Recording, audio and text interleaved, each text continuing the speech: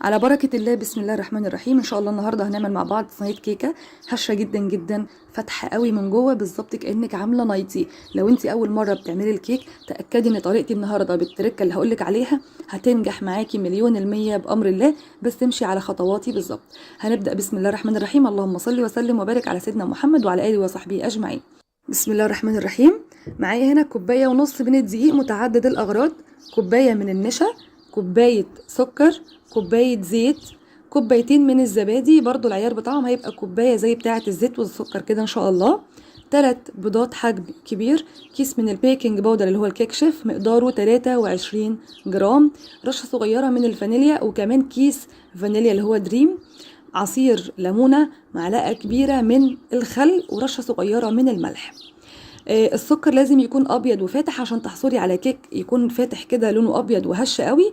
الزيت يكون نظيف نوعه كويس جدا، لا له ريحه ولا طعم ولا لون، والسكر بتاعك كمان يكون لونه ابيض وناعم عشان تاخدي نتيجه مرضيه ان شاء الله. نقول بسم الله الرحمن الرحيم ونشوف الطريقه.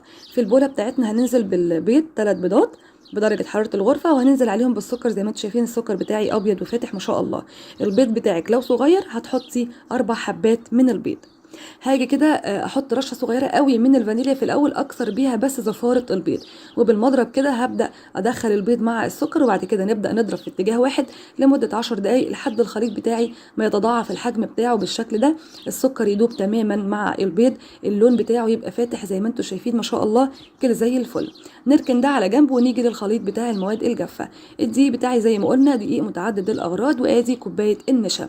هاجي في المنخل كده وهحط الدقيق عليها النشا، وهبدأ أنخلهم مع بعض شوية، وبعدين تضيفي بقى رشة من الملح، وبعد كده تنخليهم مع بعض كويس جدا جدا جدا لمدة 3 مرات تقريبا علشان يدخلك كمية هواء محترمة تخليلك الكيك بتاعك هش وناعم ومرتفع.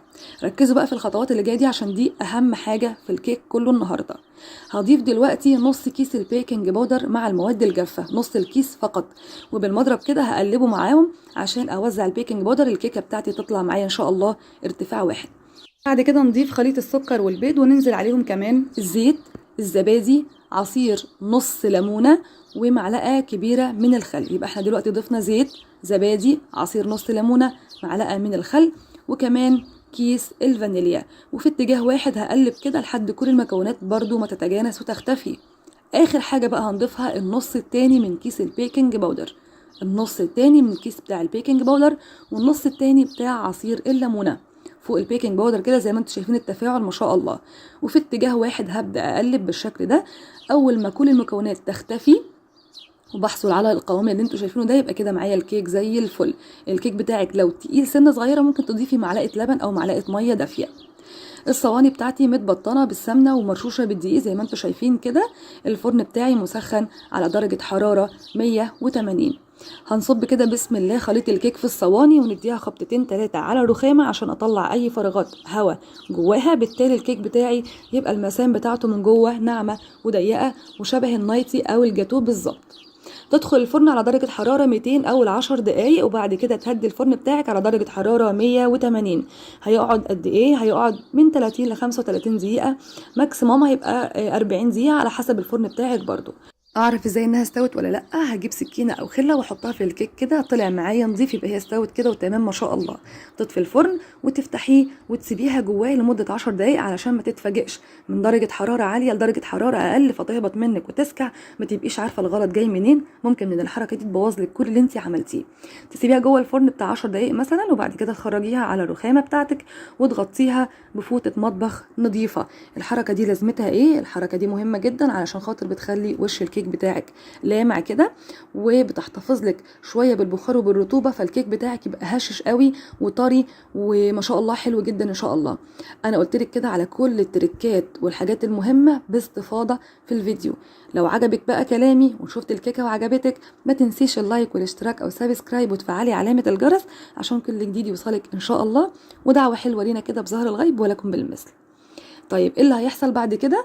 تطلعيها بقى تكون هديت خالص خالص وبردت. انا هنا لقيتها لسه دافيه شويه فكملتها تغطيه. بصوا بقى بعد ما عدى عليها بتاع نص ساعه تقريبا وشها بيلمع ما شاء الله حلوه قوي قوي. هتشوفوها دلوقتي واحنا بنقطعها هشه جدا ومرتفعه وجميله جدا. بسبب ايه؟